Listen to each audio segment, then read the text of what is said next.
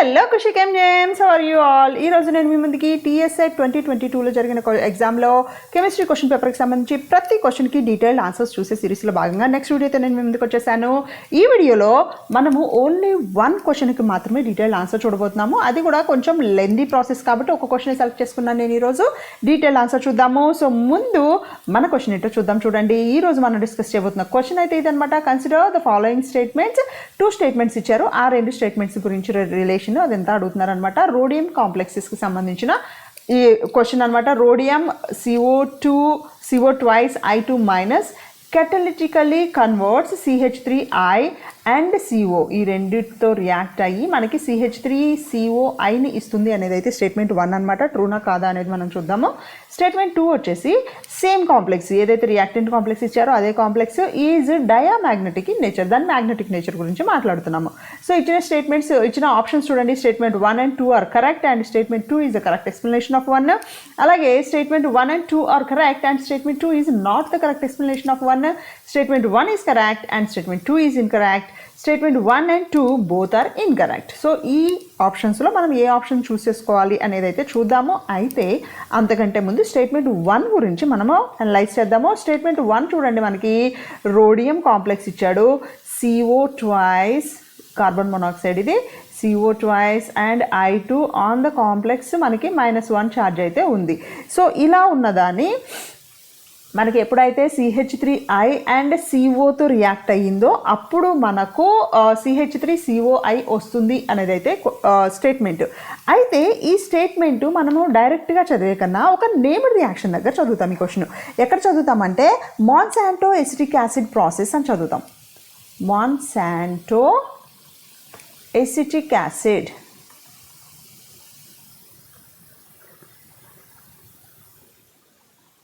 ఈ మోన్సాంటో acetic acid ప్రాసెస్లో ఈ కెటలిస్ట్ అనేది రోడియం కాంప్లెక్స్ని మనం కెటలిస్ట్గా తీసుకుంటాం అనమాట. ఈ మోన్సాంటో ఎసిటిక్ యాసిడ్ రియాక్షన్ చెప్తున్నాను చూడండి, మనకి డైరెక్ట్గా CH3OH ప్లస్ CO తీసుకుని దీనికి మనము RH కెటలిస్ట్ అని రాస్తాము. యాక్చువల్గా RH కెటలిస్ట్ అంటే ఇదనమాట.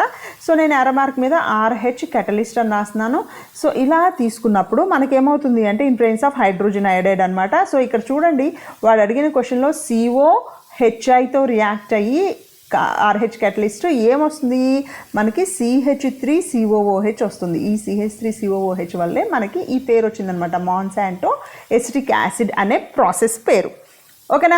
సో ఇది ఎలా వస్తుంది, ఏంటి మెకానిజం అయితే వాళ్ళు చూడబోతున్నాం. ఇది చాలా ఇంపార్టెంట్ క్వశ్చన్ అనమాట, ఇంపార్టెంట్ సింథసిస్ కూడా. సో ఇదేమవుతుందంటే రోడియం కాంప్లెక్స్ అనేది కెటలిస్ట్గా యూజ్ చేస్తున్నాం ఈ ప్రాసెస్లో.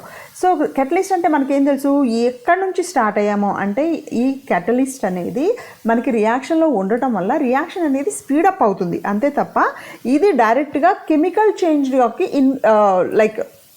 ఇది మధ్యలో రియాక్షన్ మధ్యలో కెమికల్ చేంజ్ అయినా కూడా మళ్ళీ ఫైనల్గా ప్రోడక్ట్లో ఇది ఎలా అయితే రియాక్టెంట్లో మనం యాడ్ చేసామో అదే కెమికల్ ఫామ్లో వస్తుందన్నమాట. అవునా? సో ఎలా వస్తుంది ఏంటి అనేది మెకానిజం ఇక్కడ చూద్దాం. చూడండి, సో కాంప్లెక్స్ ఏం తీసుకున్నాము, RH తీసుకున్నాము. దీనికి కోఆర్డినేషన్ నెంబర్ 4 ఉంది. 4 ఏంటి, రెండేమో C ట్రిపుల్ బాండ్ ఓతో ఉన్నాయి 2, అలాగే రెండేమో Iతో ఉన్నాయి. అలాగే దీని కాంప్లెక్స్ మొత్తం మీద ఛార్జ్ మనకి -1 ఛార్జ్ ఉంది. అంటే రోడియంకి సంబంధించిన ఆక్సిడేషన్ స్టేట్ ఎంత ఉన్నట్టు, COకి మనకి ఆక్సిడేషన్ స్టేట్ అనేది 0 ఉంటుంది, బట్ అయోడిన్కి -1 ఉంటుంది. సో 2 -1లు రోడియం కలిపితే 1 -1 వచ్చిందంటే రోడియంకి సంబంధించిన ఆక్సిడేషన్ స్టేట్ ఇక్కడ 1 ఉన్నట్టు కదా. సో రోడియంకి ఆక్సిడేషన్ స్టేట్ 1 ఉంది. సో అండ్ ఇక్కడ మనకి కోఆర్డినేషన్ నెంబర్ ఎంత ఉంది, కోఆర్డినేషన్ నెంబర్ అనేది 4 ఉంది. సో ఏ కోఆర్డినేషన్ కాంప్లెక్స్ అయినా సరే కోఆర్డినేషన్ నెంబర్ 4 ఉన్నప్పుడు it has a probability to form a coordination number 6 ఉన్న కాంప్లెక్స్ ఫామ్ చేస్తే అది ఎక్కువ స్టేబుల్గా ఉంటుంది. అండ్ అంతేకాకుండా రోడియంకి జనరల్గా మనకి వేరియబుల్ ఆక్సిడేషన్ స్టేట్స్ చూపించే క్యాపబిలిటీ ఉంది. ఏమేమి చూపిస్తుంది, +1, +2 అండ్ +3 కూడా చూపించే క్యాపబిలిటీ ఉంది. సో ఇది +1లో ఉంది కాబట్టి ఇది +3 వరకు వెళ్ళడానికి పాసిబిలిటీ ఉంది. అంటే ఇక్కడ మనకి ఆక్సిడేషన్ స్టేట్లోనూ చేంజ్ రావడానికి పాసిబిలిటీ ఉంది, కోఆర్డినేషన్ నెంబర్లోనూ చేంజ్ రావడానికి పాసిబిలిటీ ఉంది. అప్పుడు ఏమవుతుంది అంటే ఇది ఆక్సిడేటివ్ ఎడిషన్లో పార్టిసిపేట్ చేస్తుంది. ఆక్సిడేషన్ ఎందుకు, +1 నుంచి +3 వెళ్ళాలంటే ఆక్సిడేషను, ఎడిషన్ ఎందుకు? కోఆర్డినేషన్ నెంబర్ 4 నుంచి కోఆర్డినేషన్ నెంబర్ 6 రావాలి అంటే ఎడిషన్ రియాక్షన్. సో ఈ ఆక్సిడేటివ్ ఎడిషన్ రియాక్షన్ తీసుకుంటున్నప్పుడు మనకి ఎప్పుడైతే CH3OH అలాగే HI మనము ఇంట్రడ్యూస్ చేసామో CH3OH ఈ HI రెండు కలిపి మనకి CH3Iగా రియాక్షన్ తీసుకుంటాం మనం. ఓకేనా? ఈ రెండు కలిసి మనకి CH3I అవుతుంది. దీన్ని ఎడిషన్ రియాక్షన్ వస్తుంది. ఆ ఎడిషన్ రియాక్షన్ కూడా ఎలా వస్తుంది అంటే SN2 మెకానిజంలో వస్తుంది. SN2 మెకానిజం అంటే ఏంటి? Nucleophilic substitution bimolecular nucleophilic substitution reaction. అంటే ఒకవైపు నుంచి ఈ రెండు ఫ్రాగ్మెంట్స్లో ఒకవైపు నుంచి CH3 ఒకవైపు నుంచి అయోడిన్ రెండు కూడా డిఫరెంట్ సైడ్స్ నుంచి న్యూక్లియోఫిలిక్ లైక్ బైమాలిక్యులర్ రియాక్షన్ కాబట్టి రెండు వైపుల నుంచి కూడా SN2 పాత్వేలో మనకి వస్తుంది అన్నమాట. ఓకేనా? అంటే ఈ రెండు కూడా మనకి ట్రాన్స్ ఎడిషన్ అంటాము. అంటే ఒకటి లెఫ్ట్ నుంచి వస్తే ఒకటి లెఫ్ట్ రైట్ నుంచి వస్తుంది, ఒకటి పై నుంచి వస్తే ఒకటి బాటమ్ నుంచి వస్తుంది. అంటే ప్రోడక్ట్ చూడండి, ఇప్పుడు రోడియంకి ఆల్రెడీ ఉన్నవి అలానే ఉన్నాయి నాకు, C∼ RH. అలాగే ఇక్కడ అయోడిన్ అలానే ఉంది, ఇక్కడ అయోడిన్ అలానే ఉంది. ఇక్కడ నుంచి నాకు CH3 వచ్చింది, కింద నుంచి ఇంకొక అయోడిన్ వచ్చి దీనికి ఫామ్ అయింది. సో ఇది దీని మీద ఛార్జ్ అనేది నాకు ఏం చేంజ్ అవ్వలేదు. Total charge on this will be -1 only, అది చేంజ్ అవ్వటం లేదు నాకు. ఓకేనా? సో ఇలా ఫామ్ అయిన తర్వాత ఇదేమవుతుంది అంటే మనకి కొంత అడ్జస్ట్మెంట్ జరుగుతుంది. అడ్జస్ట్మెంట్ ఎందుకు జరుగుతుంది అంటే మైగ్రేషన్ ఇన్సర్షన్ అనేది జరుగుతుంది. మైగ్రేషన్ ఇన్సర్షన్ ఎందుకు జరుగుతుంది అంటే ఇక్కడ C∼O ఉంది, ఇక్కడ CH3 ఉంది. ఇవేమవుతాయంటే ఈ CH3 అనేది ఈ C∼O మీదకి అటాక్ అవుతుంది అన్నమాట. అంటే ఇది నాకు మైగ్రేషన్ జరుగుతుంది. ఏం మైగ్రేషను? మైగ్రేటరీ ఇన్సర్షన్ జరుగుతుంది. అంటే ఏమవుతుంది చూడండి, RH తీసుకుని C∼O ఉండి దీని మీదకు నాకు CH3 వచ్చేస్తుంది. అలాగే ఇక్కడ ఉన్న ఇది ∼O, ఇక్కడ C∼O అలానే ఉంటుంది. ఇక్కడ ఉన్న అయోడిన్ అలానే ఉంది, ఇక్కడ ఉన్న అయోడిన్ అలానే ఉంది, కొత్తగా వచ్చిన అయోడిన్ కూడా అలానే ఉంది. సో దీని కోఆర్డినేషన్ నంబరు ఇక్కడ వచ్చేసి నాకు కోఆర్డినేషన్ నంబర్ 6 అయింది, కానీ ఇక్కడ కోఆర్డినేషన్ నంబర్ నాకు 5 ఉంది. అంటే ఒకటి నాకు వేకెంట్ ఉంది ఇక్కడ. అవునా? సో ఈ వేకెంట్ RHలోకి ఏమొస్తుంది అంటే మళ్ళీ నేను ఎప్పుడైతే ఒక కార్బన్ మోనాక్సైడ్ మాలిక్యూల్ ఇంట్రడ్యూస్ చేస్తానో, ఇక్కడ చేశాను కదా ఇదన్నమాట. సో ఎప్పుడైతే ఇంకొక CO నేను ఇక్కడ ఇంట్రడ్యూస్ చేస్తానో, ఈ ఇంట్రడ్యూస్ చేసేలోపు ఏమవుతాయంటే ఇవి కొంచెం అడ్జస్ట్ చేసుకుంటాయి అటు ఇటు. ఎందుకని? కోఆర్డినేషన్ నెంబర్ ఆల్రెడీ 6 నుంచి 5కి చేంజ్ అయినప్పుడు ఎప్పుడైతే దాని మీద వాయిడ్ వస్తుందో, గ్యాప్ వస్తుందో, అప్పుడు రీఅరేంజ్మెంట్ అనేది జరుగుతుంది. రీఅరేంజ్మెంట్ జరిగి ఏమవుతుంది అంటే RH మీదకు ఇక్కడ అయోడిన్ వచ్చింది, ఇక్కడ C∼O CH3 వచ్చింది, ఇక్కడ C∼O ఉంది, ఇక్కడ ఒక అయోడిన్ ఉంది, ఇక్కడ ఇంకొక అయోడిన్ ఉంది. దీని మీదకు ఇక్కడ నాకు ఒక C∼O వచ్చిందనమాట. ఓకేనా? సో దీని మీద కూడా మనం మర్చిపోకూడదు, దీని మీద కూడా -1 ఛార్జ్ ఉంది, దీని మొత్తం మీద కూడా నాకు -1 ఛార్జ్ అనేది ఉంది. ఓకేనా?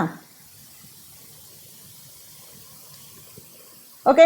సో ఇలా కాంప్లెక్స్ ఫామ్ అయిన తరువాత నెక్స్ట్ ఏమవుతుంది అంటే ఇది ఫర్దర్గా నాకు రిడక్షన్ జరుగుతుంది. ఇప్పుడు నా కాంప్లెక్స్ ఏమొచ్చింది? రోడియం కాంప్లెక్స్ మీద నాకు ఇక్కడ C∼O CH3 ఉంది, C∼O ఉంది, ఇక్కడ ఒక అయోడిన్ ఉంది, ఇక్కడ ఒక C∼O ఉంది, ఇక్కడ ఒక అయోడిన్ ఉంది, ఇక్కడ ఇంకొక అయోడిన్ ఉంది. దీని మొత్తం మీద నాకు నెగిటివ్ ఛార్జ్ ఉంది. సో ఈ నెగిటివ్ ఛార్జ్ ఏమవుతుందంటే ఎలిమినేషన్ రియాక్షన్కి వెళ్తుంది. ఇక్కడ రోడియంకి చూడండి ఆక్సిడేషన్ స్టేట్ ఎంత ఉంది? ఇక్కడ మొత్తము 3 అయోడిన్స్ ఉన్నాయి కాబట్టి రోడియంకి సంబంధించిన ఆక్సిడేషన్ స్టేట్ ఎంత ఉంటుంది? ఆబ్వియస్గా +2 ఆక్సిడేషన్ స్టేట్ ఉన్నట్టు. అవునా? COCH3 ఉంది కదా. సో ఈ +2 ఈ ఆక్సిడేషన్ స్టేట్ నుంచి ఏమవుతుంది అంటే ఇది నాకు రిడక్షన్ జరుగుతుంది. రిడక్టివ్ ఎలిమినేషన్ జరుగుతుంది. ఈ రిడక్టివ్ ఎలిమినేషన్ జరుగుతున్నప్పుడు నాకు బయటకు ఏమొస్తుంది అంటే ఈ CH3 C∼O ఈ అయోడిన్ ఇవి రెండు కలిసి బయటకు వచ్చేస్తాయి. సో నాకు ప్రోడక్ట్ ఏమొస్తుంది? CH3 C∼O I బయటకు వస్తుంది. దీంతో పాటు మిగిలిన కాంప్లెక్స్ మొత్తం వస్తుందన్నమాట. ఏమొస్తుంది చూడండి, RH C∼O అయోడిన్ ఇంకొక C triple bond O iodine. దీని మీద మొత్తం ఛార్జ్ ఎంత ఉంది? -1. రిమెంబర్ మనము ఇంతకుముందు రియాక్షన్ స్టార్టింగ్లో తీసుకుంది కూడా అదే. రోడియంకి 2 అయోడిన్స్ అటాచ్ అయి ఉన్నాయి, 2 C డబుల్ బాండ్ ఓలు అటాచ్ అయి ఉన్నాయి. ఇక్కడ కూడా రోడియంకి 2 అయోడిన్లు అటాచ్ అయి ఉన్నాయి, 2 C ట్రిపుల్ బాండ్ ఓలు అటాచ్ అయి ఉన్నాయి అండ్ టోటల్ ఛార్జ్ వచ్చేసి -1. సో మనకి స్టేట్మెంట్ 1లో వాడు CH3COI రావాలి అన్నాడు, మనకి CH3COI అయితే వచ్చింది. సో మనకి స్టేట్మెంట్ 1 అనేది రైట్ స్టేట్మెంట్. అయితే ఇది రియాక్షన్, ఈ క్వశ్చన్కి ఈ స్టేట్మెంట్ 1 ట్రూ అని చెప్పడానికి ఇంతవరకు అయితే సరిపోయింది. కానీ నేను చెప్పిన ఈ మొన్సాంటో ఎసిటిక్ యాసిడ్ ప్రాసెస్ ఉంది కదా, సో మొన్సాంటో ఎసిటిక్ యాసిడ్ అంటే ఏంటి? We have to prepare the acetic acid. So దీన్ని తీసుకుని దీనికి ఏం చేస్తామంటే మనము వాటర్ యాడ్ చేస్తాం. దీనికి ఎప్పుడైతే వాటర్ యాడ్ చేస్తామో అప్పుడు ఏమవుతుంది? మనకి CH3C డబుల్ బాండ్ OH వచ్చి ప్లస్ హైడ్రోజన్ అయోడైడ్ వస్తుంది నాకు. ఓకేనా? సో ఇలా CH3COOHని ఇండస్ట్రియల్ గ్రేడ్లో ప్రిపేర్ చేయడం కోసం మనము ఈ మొన్సాంటో ఎసిటిక్ యాసిడ్ ప్రాసెస్ని యూజ్ చేస్తాము. సో ఈ స్టేట్మెంట్ 1 అనేది true according to Monsanto acetic acid process. And second statement చూడండి, it is diamagnetic in nature అన్నాడు. సో రోడియంకి సంబంధించిన అటామిక్ నెంబర్ వచ్చేసి 45 ఉంది. సో రోడియం ఈ కాంప్లెక్స్లో రోడియంకి సంబంధించిన ఆక్సిడేషన్ స్టేట్ వచ్చేసి +1 ఉంది. కాబట్టి రోడియం +1లో ఎలక్ట్రానిక్ కాన్ఫిగరేషన్ వచ్చేసి మనకి 5s0 అండ్ 4d8 ఉంటుంది. ఇవి ఒక 8 ఎలక్ట్రాన్స్ ఉన్నాయి. వ్యాలెన్సీ షెల్ ఎలక్ట్రాన్స్ గురించి మాట్లాడుతున్నాను. ప్లస్ 4 లైగాన్స్ నుంచి 4 to 8 లైగాన్స్ వస్తాయి. అంటే టోటల్ 16 ఎలక్ట్రాన్స్ ఉన్నాయి. 16 ఎలక్ట్రాన్స్ ఉన్నాయి కాబట్టి ఇది డెఫినెట్గా డయామాగ్నెటిక్ ఇన్ నేచర్. అయితే 2 స్టేట్మెంట్స్ కరెక్టే, బట్ రెండో స్టేట్మెంట్ అనేది ఫస్ట్ స్టేట్మెంట్కి పెద్దగా ఏమీ ఇన్ఫ్లుయెన్స్ చేయట్లేదు. ఇది కరెక్ట్ కాబట్టే ఫస్ట్ స్టేట్మెంట్ జరుగుతుంది అని మనం ఎక్కడ చెప్పట్లేదు. So statement 1 and 2 both are correct, but statement 2 is not the correct explanation of statement 1. So ఇది మనకు సంబంధించిన రైట్ ఆన్సర్ అన్నమాట.